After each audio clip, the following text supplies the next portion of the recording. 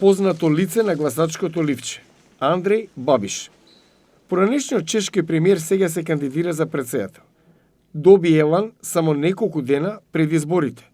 Бабиш беше ослободен од обвиненијата за измама од судот во Прага во случајот со земање субвенции од 2 милиони долари од Европската унија. Обвинителството го опиша како политички процес. Ja mislim, že je to dobrá správa. Мислам дека е добра вест за цела Чешка, за сите граѓани на Чешка што живееме со владење на правото. Бабиш се смета за популист и политички сојузник на претседателот во заминување Милош Земан. Тоа критикуваше владата и Европската унија со политиките за прашања како миграцијата и поддршката за Украина. Тоа му донесе поддршка, но ги потикне и неговите критичари. Илјадници луѓе излегоа на улиците на Прага барајки по прозападен претседател. 20 лет. Веќе 20 години во оваа земја имаме претседатели како Милош Земан, од кои можеби само се срамиме. Нивните проруски, прокинески ставови не девалвираат. Меѓу ривалите на Бабиш е Петер Павел, пензиониран чешки генерал, а во 2016 беше претседател на воениот комитет на НАТО. Слоганот на неговата кампања е "Внесете ред и смирување". Третиот водечки кандидат е Дануше Нерудова, поранешна економиска и ректорка на универзитет, која ветува прогресивно проевропско претседателство.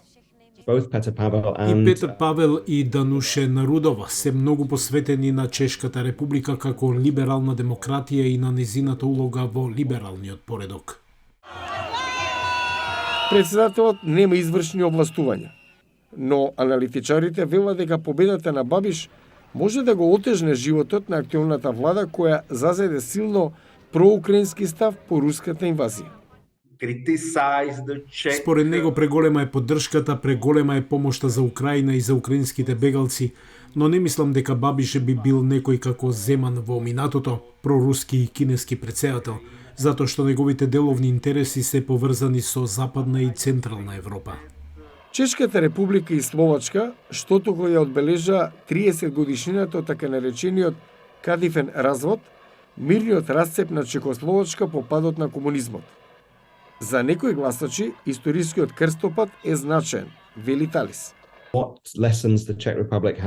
Лекциите што Чешка ги научи од историјата за тоа како да се спротистави на автократијата, за вредностите на демократијата, за тоа како украинците ги оживеа сеќавањата, зошто вреди да се бориме и да се умре за слобода и за права. Што е всушност слободата и каде е надежта за таа прогресивна иднина? Првиот круг на гласање започнува на 13 јануари. Доколку ниту еден кандидат не обезбеди мнозинство, првите двајца одат во вториот круг 2 недели подоцна.